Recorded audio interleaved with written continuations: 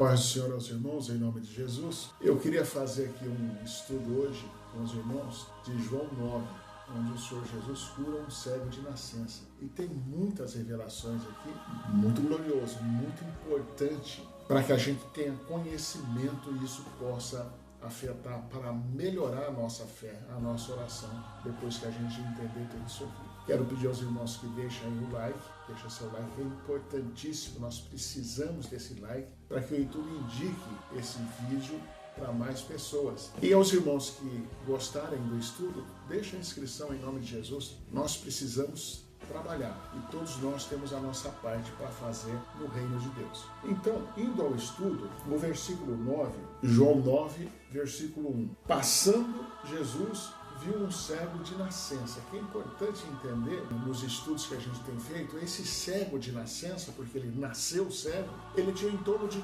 40 anos de idade já, mais ou menos 40 anos de idade.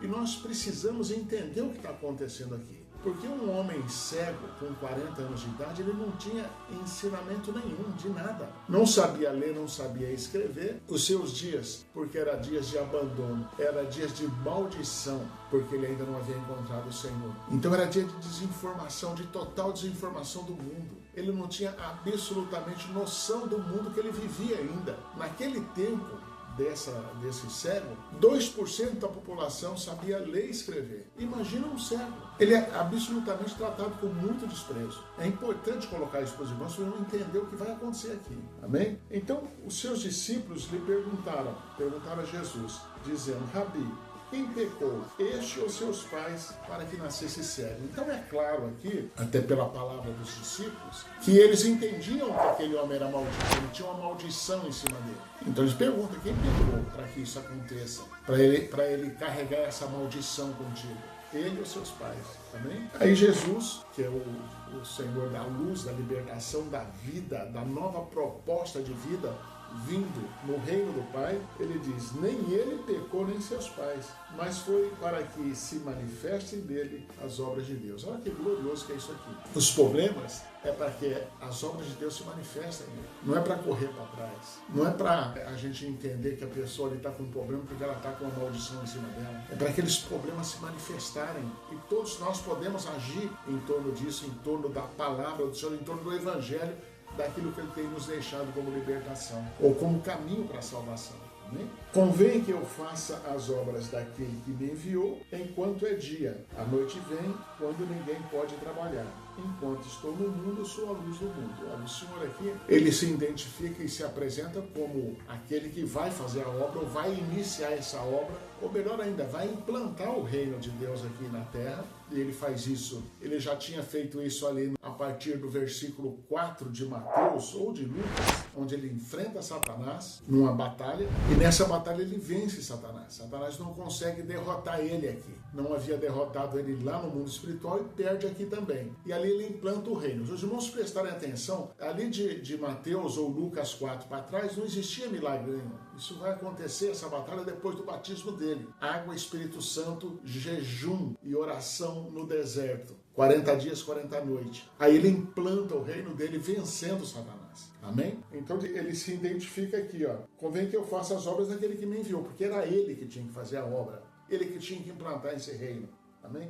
Aí ele aponta para frente aqui para Apocalipse. A noite vem quando ninguém pode trabalhar. Enquanto eu estou no mundo, eu sou a luz do mundo. O Senhor está indicando aqui que enquanto ele está no tempo dele, antes da volta dele, em que ressuscita e arrebata os filhos de Deus, aí dá para trabalhar. Passou disso aqui, vem a noite. Aí não tem mais como trabalhar. Aí está encerrado. O assunto se encerra aí. E aqueles que saírem desse mundo sem o Senhor passar. Tendo dito isto, cuspiu na terra e com a saliva fez lodo. Untou com lodo os olhos e disse: vai, lava-te no tanque de Siloé. Aqui tem um detalhe muito importante para informar para os irmãos. Como a crença era de que o cego de nascença, ele nasceu aqui daquela forma, porque ele era maldito, ele tinha uma maldição, os religiosos da época desprezavam esse tipo de pessoa. E quando viam as pessoas que tinham um problema crônico desse, até então crônico, né, eles cuspiam no chão,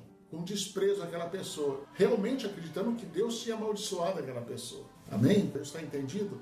Quando o Senhor Jesus gospe no chão, ele tá tomando uma atitude que todo mundo fazia, mas ele está quebrando a atitude no meio, além de quebrar a maldição que eles tentavam colocar em cima daquela pessoa. Então ele gospe no chão, pega o lodo e põe no olho do cego e manda curar. O guspe não era para maldição, o guspe era um erro, era um entendimento errado. Aquilo era para a honra e glória do nome do Senhor. E o cego vai e volta curado. Ele se lava lá no tanque de Siloé e volta para o Senhor Jesus curado. Ele estava curado. Olha que coisa gloriosa. O Senhor Jesus quebra um monte de tradição aí. Essa tradição é inclusive do sábado, porque ele cura no sábado. E tem outra ainda que eu vou falar para os irmãos aqui. Ó. O versículo diz assim: e os vizinhos e aqueles que antes tinham visto que era o cego diziam: não é este aquele que estava assentado e mendigava? Por quê, irmãos? Eu falei para os irmãos no começo. Esse aqui era um adulto. Esse aqui era um adulto. Como é que poderia um adulto? E agora os irmãos, nós vamos entrar nessa parte que é o debate desse adulto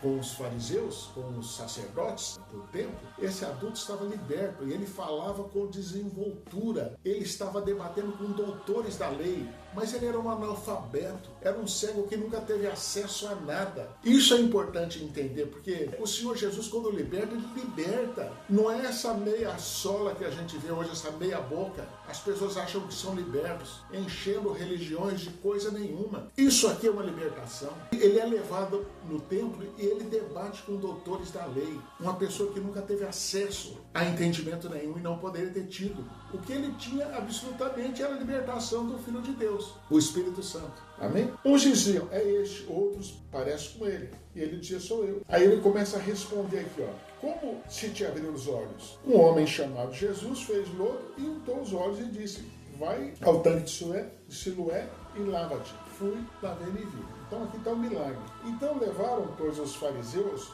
o que dantes era cego. E era sábado, quando Jesus fez lodo e abriu os olhos. Então aqui, ó, os religiosos, eles estão sempre de plantão. O sistema religioso está sempre de plantão para derrubar tudo aquilo que vem do Senhor. O sistema religioso está pronto para derrubar. Os religiosos aqui, representados pelos fariseus, começam a apertar o cego aqui, para que ele não diga que ele foi curado. E era um sábado que não podia curar. Então o 15 diz assim: tornaram, pois, também os fariseus a perguntar como vira. E disse: pois-me lodo nos olhos, lavei e vejo. Então alguns dos fariseus diziam: este homem não é Deus, não é de Deus, pois não guarda o sábado. Olha que absurdo o religioso. Diziam outros: como pode um homem pecador fazer tais sinais? E havia uma discussão entre eles ali por causa disso. Aqui duas coisas interessantes. A tradição, muitas religiões hoje têm as tradições, não abrem mão delas. Abre mão da palavra, mas a tradição não abre. Eles não abriam também mão da tradição, era um sábado. Quem Jesus para vir curar num sábado aqui? Quem é Deus para curar num sábado, atrapalhando nós aqui? Como se dissesse isso. Né? Mas alguns alertaram aqui, isso é importante. Ó. Como pode um pecador fazer tais sinais? Como que pode um pecador fazer tais sinais? Isso aqui já é um alerta importante, porque no livro de Isaías, quando a gente estuda Isaías, a gente vai entender no livro de Isaías que quando os cegos começassem a ver, os coxos andarem, os surdos ouvirem, é porque o Messias estaria no mundo. Isso é claro no livro de Isaías. E eles tinham o livro de Isaías para ler e para estudar. Amém? Então os sinais estão claros que o Senhor estava aqui. Então alguns desconfiaram, mas e os sinais? É o sinal do Messias. Mas eles recusavam acreditar. Tornaram, pois, a dizer ao cego: tu que dizes daquele que abriu os teus olhos? Ele respondeu: é um profeta. Os judeus, porém, não creram a seu respeito que tivesse sido cego e que agora vissem, enquanto não chamaram os pais do agora que via, do agora cego. Então, aqui tem outro detalhe da tradição dos judeus para revelar para os irmãos. Eu disse que os irmãos vai mudar, inclusive, a oração dos irmãos, ajudar na oração e no aumento da fé no coração. Naquele tempo, a tradição dizia que um pai poderia abandonar o filho que nascido em maldição, que era aquele que nascesse com uma doença de nascença, porque ele era maldito, ele poderia abandonar a partir de uma certa idade. Por isso que eles chamam o pai, para ver se o pai reconhece. Tem certeza que é esse daí? É esse o filho de vocês? Ou não é? Amém? Em nome de Jesus? Os irmãos estão entendendo quanto desprezo tem ao ser humano aqui? O tamanho do desprezo a esse cego em toda a tradição religiosa que existia naquele tempo? O Senhor Jesus vem quebrando todas elas. Ele vem arrebentando e jogando todas no chão. Os irmãos vão ver aqui adiante e leiam João, o capítulo 9 de João. Leiam, estudam o capítulo 9 de João, que essa pessoa daqui para frente vai começar a debater com os judeus, os doutores da lei, os sacerdotes, com muito conhecimento, porque o Senhor de fato libertou ele.